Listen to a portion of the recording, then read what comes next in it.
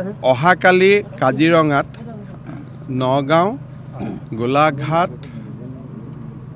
শোণিতপুৰ, বিশ্বনাথ আৰু কাৰ্বি আংলং জিলাৰ DC আৰু SP সকলৰ সৈতে মোৰ বৈঠক আছে, য'ত আমি বান পৰিস্থিতিৰ সম্ভাৱ্য বান পৰিস্থিতিত কাজিৰঙাৰ বন্য জন্তুসকলৰ বাবে ল'বলগীয়া পৰিৱেশৰ বিষয়ে আলোচনা কৰিম।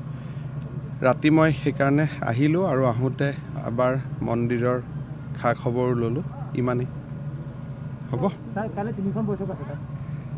কাইলৈ তাতে মেইনলি DC SP সকলৰ লগত মিটিং, কিন্তু যিহেতু তাতে গ'লে তাৰো অলপ মানুহ আহিব, কথা বতৰা পাতি ল'ম আৰু। আজি অসমৰ কাৰণে ভাল খবৰ, যিটো আপুনি নিযুক্তিৰ কথা কৈছিলে, আজি ঠাইবিলাক দ্ৰুতভাৱে বিচাৰিছে, সোনকালে নিবনুৱা সমস্যাৰ সমাধান আছে। 1 লাখ চাকৰি আমি দিম, কিন্তু 1 মাহত অজন্তা নেওগৰ কমিটিয়ে ৰিপৰ্ট দিব। যদি সব ডিপাৰ্টমেণ্টে পৰীক্ষা পাতে কেতিয়াও নিযুক্তি সম্ভৱ নহ'ব। গতিকে নিযুক্তিবিলাক কি ধৰণে আমি খুব শ্বৰ্টকাট কৰি দিব পাৰোঁ, তাৰ পিছত নিযুক্তি দিয়াৰ পিছত ক'ত নিযুক্তি দিম, আৰক্ষীত কিমান, শিক্ষা বিভাগত কিমান, ক'ত কিমান খালী আছে, অদৰকাৰী পোষ্টবিলাকত এবলিছ কৰি দৰকাৰী জেগাত পোষ্টবিলাক ট্ৰেন্সফাৰ কৰা, বহুতবিলাক কাম আছে। এবছৰ আমি সময় লৈছোঁ, এবছৰত এই কামটো হ'বগৈ। সাংবাদিকৰ পৰিয়ালত কিবা সুবিধা থাকিব নেকি তেনেকুৱা চাকৰিৰ ক্ষেত্ৰত?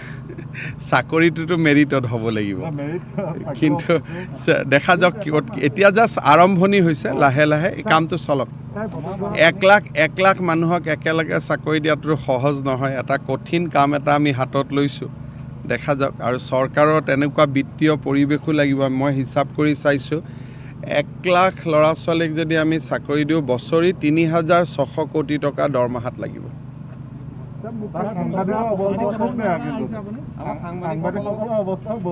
ঠিক কৰিব লাগিব মিলিজুলি, হ'ব হ'ব, মিলিজুলি